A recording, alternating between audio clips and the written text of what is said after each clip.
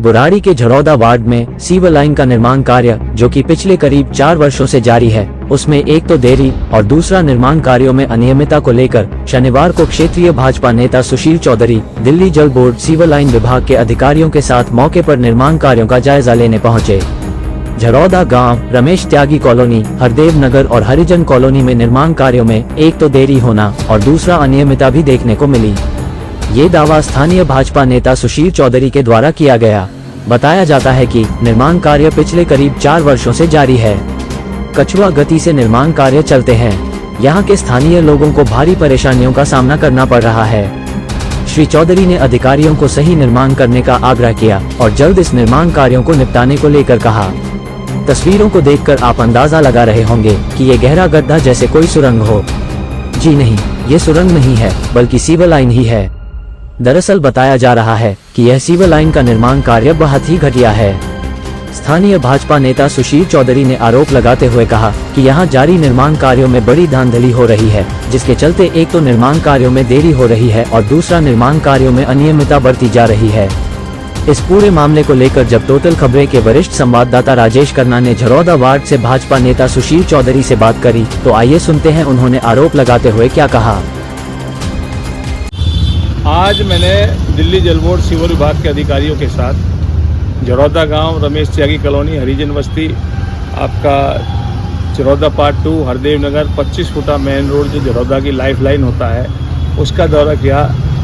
यहाँ पर करीब 4 साल से दिल्ली जल बोर्ड के अधिकारियों ने सीवर डालकर रोड को छोड़ रखा है। आबोड़ खाबड़ रोड है, रोड खुदा हुआ है, आने जाने में लोगों को काफ़ी दिक्कतें हो रही हैं और विधायक जी का इस तरफ कोई ध्यान नहीं है। कई बार फैटल एक्सीडेंट हो रहे हैं, रोज लोग गिर रहे हैं। अभी सुनने में आया कि पूर्व पार्षद रेखा सिन्हा भी वहाँ पर गिरी है, उसके सरिया लगे हैं, चोट लगी है। तो इस तरह की घटनाएं जो क्षेत्र के अंदर हो रही हैं और विधायक जी नज़रअंदाज हैं, सिर्फ हवाई बात करते हैं, इस पर कोई इनका ध्यान नहीं है। तो इसीलिए आज मैंने एक दौरा सांसद जी के निर्देश पे, मनोज तिवारी जी हमारे लोकप्रिय सांसद जी ने कहा कि एक दौरा होना चाहिए, तो हमने एक दौरा किया था। अधिकारी थे उसमें, एई साहब थे, प्रोजेक्ट जेई था, ठेकेदार था, कंसल्टेंट से बात हुई है, तो उन्होंने आश्वासन दिया है कि हम इसको 15 दिन के अंदर यहाँ पर काम शुरू करेंगे। तो दिल्ली जल बोर्ड के अधिकारियों के साथ आपने दौरा किया या नगर निगम के अधिकारी? दिल्ली जल बोर्ड के अधिकारी। अच्छा, तो अब अधिकारियों ने फिर क्या कहा देखने के बाद जो है मौके पर? जो साफ दिखाई दे रहा है कि जल बोर्ड सीवर घोटाला बहुत बड़ा घोटाला है। मैं बार बार इस चीज़ को कह रहा हूँ कि यहाँ पर दिल्ली जल बोर्ड सीवर लाइन बुराड़ी विधानसभा में किसी भी कॉलोनी के अंदर देख लीजिए कि बहुत बड़ा स्कैम घोटाला जो विधायक जी की मिली भगत से हो रहा है। और इसकी शिकायतें मैं आज से नहीं 2021 से लगभग दे रहा हूँ। 2017 में विधायक जी ने यहाँ पर सीवर का प्रोजेक्ट लाए थे, शुरू किया था। और बड़े दुर्भाग्य और बड़े शर्म की बात है कि एक कॉलोनियों में 4 साल से लाइनें, गलियाँ खुली पड़ी हैं, लाइनें बिछी हुई हैं, लेकिन आज तक उन गलियों को नहीं बनाया जाता है। विधायक जी दौरा करते हैं, नाम का दौरा करते हैं, अधिकारियों को बुलाते हैं और वहाँ पर जस का तस कुछ कोई कार्य नहीं हो रहा है। तो आपके मुताबिक जो है कि ये जो घोटाला है कितने का अमाउंट का हो सकता है ये? सर अभी आपको मैं बताऊँ, ये 100 फुटा जो मेन रोड है इस पर बहुत बड़ा स्कैम घोटाला है। एलजी साहब आए थे इस पर खुद देखने के लिए और एलजी साहब ने माना कि यहाँ पर घोटाला है। और जिसकी शिकायतें मैं लंबे समय से, मैं बार बार कह रहा हूँ आपके चैनल के माध्यम से, मैं आरोप नहीं लगा रहा हूँ, मैं तथ्य साबित कर सकता हूँ। और जिस पे मेरे लेटर पे, मेरी शिकायतों पे विजिलेंस में भी इंक्वायरी दिल्ली जल बोर्ड के अधिकारियों पे चल रही है और बहुत जल्दी इन अधिकारियों पे, और ये माननीय विधायक संजीव झा जी में भी बहुत जल्दी कार्रवाई होने की उम्मीद है। और इस केस को मैं हाई कोर्ट भी लेकर जाऊँगा, क्योंकि बुराड़ी की जनता के साथ बहुत बड़ा अत्याचार, एक हवाई बात करना, हवाई वादे करना। 10 साल के अंदर विधायक जी ने ऐसा कोई भी काम नहीं किया कि जनता उनको वोट देने का मन बनाए। जनता का ये कहना है, हमने आपको दिल दे दिया, ये भी ना पूछा कौन हो तुम। और जनता ने हकीकत में दिल भी दिया और विधायक जी को 3 बार विधायक भी बनाया।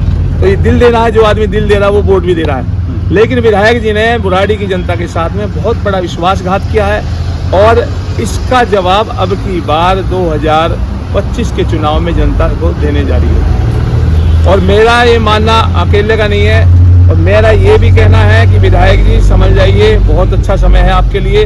इस जनता ने जिस तरह से आपको इस गद्दी पे बैठाया है, उसी तरह से यही जनता आपको उतारने वाली है। अभी इन्होंने एक बहुत बड़ा मुद्दा मेरे यहाँ पर चल रहा था, TPDDL का।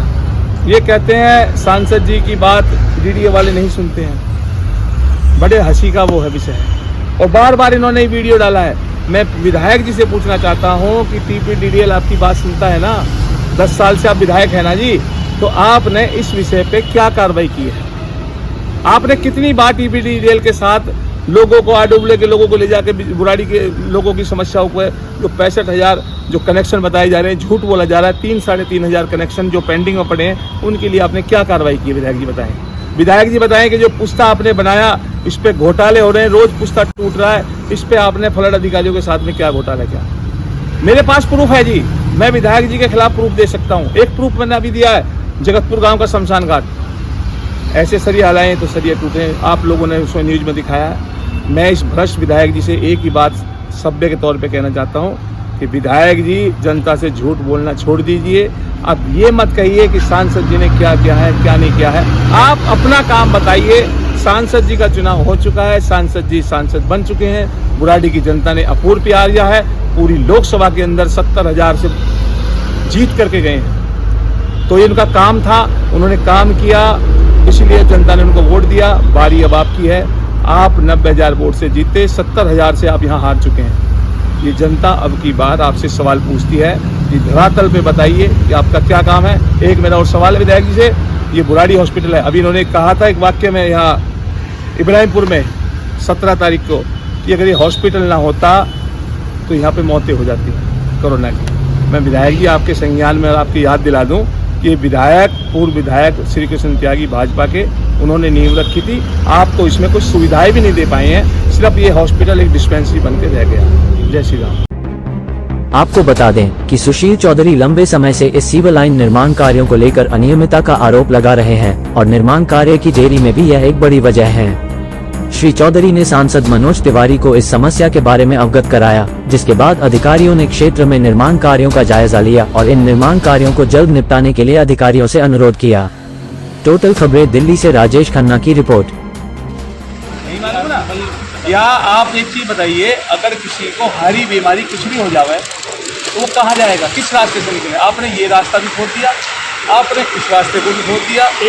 आप मुझे ये बता दो कि बड़ौदावासी कहाँ से निकले? बस आपके ऊपर छोड़ दो सर। एक रास्ते करिए, एक तरफ से काम करो, उसको एक सेकंड, उसको एक तरफ से करते हुए चलो। हम भी सहयोग जहाँ हमारा चाहिए हम देंगे, और पहले भी दे रहे हैं, ताकि इन लोगों को रास्ता बन जाए। और उसमें क्या है कि वो रास्ता बनकर मिलेगा तो किसी को हारी है, बीमारी है, किसी के कुछ हानि हो जाए, अग्निशमन गाड़ी हानि आ सकती है। इस बांध में 2-2 घंटे जाम लगता है। इस बांध के बाद अगर किसी का आग लग जाए या अनहोनी हो जाए तो एम्बुलेंस तो आएगी नहीं, और जिस किसी का हानि होगी, जिसको घायल भी होगा वो अस्पताल नहीं जाएगा, वो मर जाएगा बेचारा।